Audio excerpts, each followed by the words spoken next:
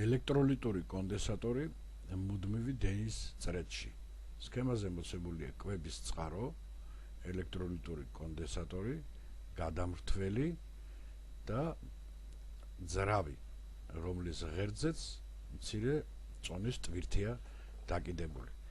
ჩვენი მიზანია კვების წყაროთი დავმოხტოთ კონდენსატორი ჩამრთველის ჩართვით, შემდეგ ჩამრთველი გადმოვიტანოთ მეორე მიმართულებით, როდესაც დამოხტული კონდენსატორიდან ენერგია უკვე წარიმართება ძრავისკენ და ძრავი შეასრულებს მუშაობას.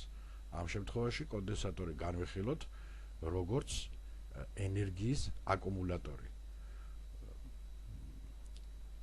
შევასრულოთ ეს მოქმედებები, ჩავრთოთ ჩამრთველი, ჩვენ ვხედავთ, რომ დენი იწყებს წრედში გავლას და კონდენსატორი იმუხტება.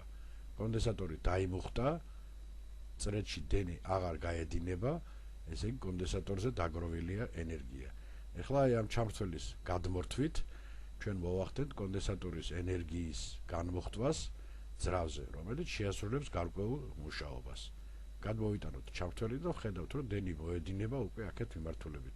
კონდენსატორი განიმუხტა და მასზე დაგროვილმა ენერგიამ შეასრულა გარკვეული მუშაობა.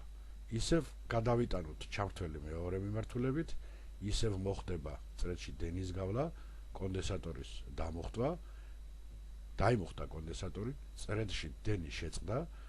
ახლა შეგვიძლია გადმოვიტანოთ ჩამრთველი და ეს დაგროვილი ენერგია გამოვიყენოთ ტვირთის ასაწევად, რომელიც გადაადგილდება იმის ხარჯზე, რომ კონდენსატორში დაგროვილი იყო ენერგია.